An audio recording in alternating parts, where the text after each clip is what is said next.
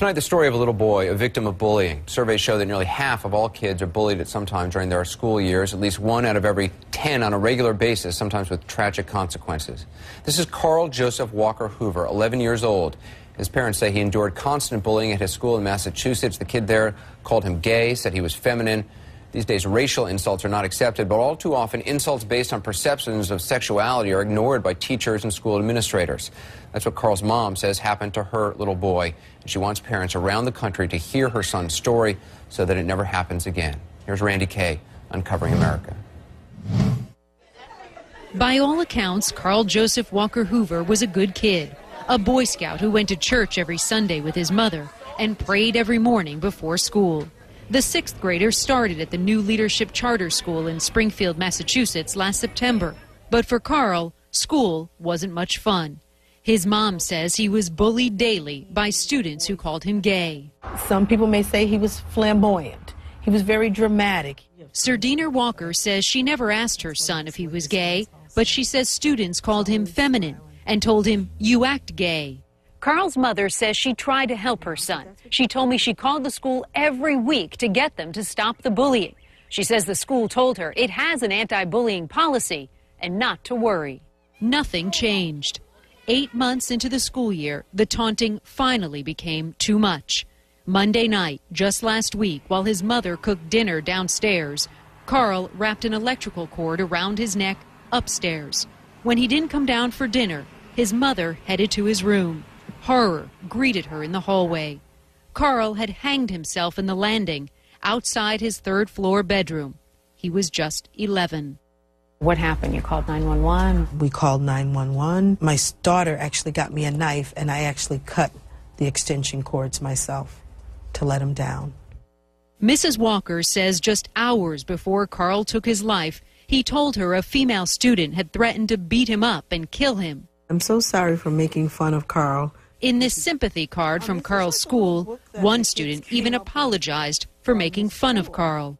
The school's chairman of the board says he is deeply saddened by Carl's death. He says the school has consistently addressed bullying issues and has stressed the need for respect among students. He says he plans to investigate to see if the school's anti-bullying policies were followed.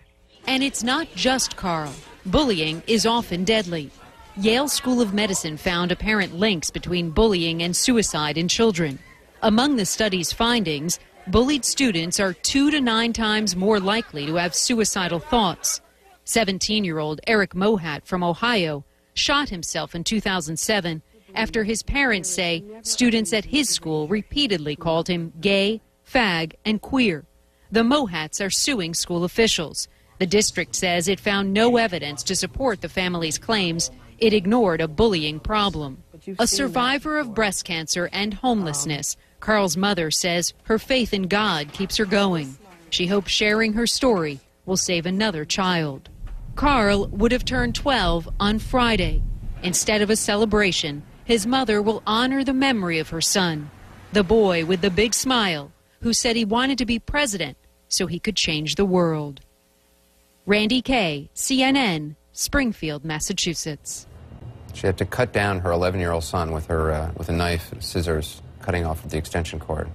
Let's dig deeper, answer some of your text questions with Thomas Krever, the executive director of the Hedrick Martin Institute, which is home to the Harvey Milk School here in Manhattan. I mean, when you hear this story, you've probably heard a lot of stories like this from the kids in your school. Unfortunately, I do. That's correct. Hedrick Martin Institute is the nation's oldest and largest LGBTQ youth service agency. We work with young people from over 200 zip codes throughout the tri-state area, but certainly get requests both nationally as well as internationally from community members. What do school officials need to do? I mean, what do they need to know? Because kids are coming out younger and younger in school, and whether they like it or not, whether school administrators are ready or not, they got to deal with it. Right. That's a great point. The challenge is, while we celebrate on one hand the fact that people are coming out at younger and younger ages, it comes with it, though, also new challenges that we did not have 5, 10 years ago.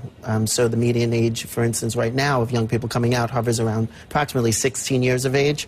And what's happening is, as these younger people are coming out sooner, what's missing is the cognitive ability of a 20-year-old or even a 19 or an older teenager. And so they're not safety planning. And so principals, school administrators, community members, all stakeholders really need to pay heed to the fact that these are younger people without the wherewithal to do that proper planning. And I mean, this little boy was 11 years old. He didn't even self-identify as gay, or his mom never asked him the question. You know, he was 11 years old, and yet he was being called, you know, all these slurs. And it seems acceptable still in these schools to call these kids by these names based on sexual orientation. You couldn't call it based on race. The kid would get kicked out.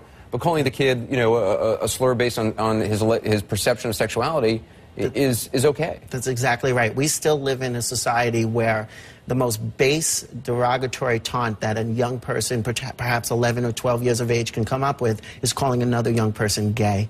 So what is the message that we're saying there? And the fact that we live in a country where just about 11 states have codified procedures or policies against such verbal, mental, physical harassment against LGBT young people is really indicative of a continuing need. As progressive as we've been over the last 30 years, there's still a lot of work to do. We got a text question from one of our viewers, from Lilibeth. She asked, many states have passed anti-bullying laws. Have they been helpful in curtailing bullying behavior? It's a great question. For the majority of them are fairly new laws, and so it will take some time to really be able to look at the data to show what the effect has been. But I am very sure, especially at Hetrick Martin, where we have policies such as that and help communities across the nation to develop such policies, that how can it be a bad thing when something about dignity and respect is put into practice? To us, that's absolutely a step in the right direction. Suicide is obviously such a mysterious thing in so many ways. A lot still isn't known about it. But I mean, what do you tell a parent who's watching this tonight, whose child is being bullied for whatever reason? Mm-hmm. You know, they're obviously going to be concerned about the impact on the kid. What do you tell them? Get educated, speak out, learn more, find out what the resources are, contact either local or national organizations, whether it's hmi.org, our website, to find out more information. We'll connect them to local services. Ask the questions. Don't be afraid to speak out. Do planning with your child, with your young person. Be inquisitive, not judgmental, but inquisitive, and work with your young person, with the young person in your life, to really explore together what the answer would be. Good advice. Thomas Krever, appreciate you being with us. Thanks.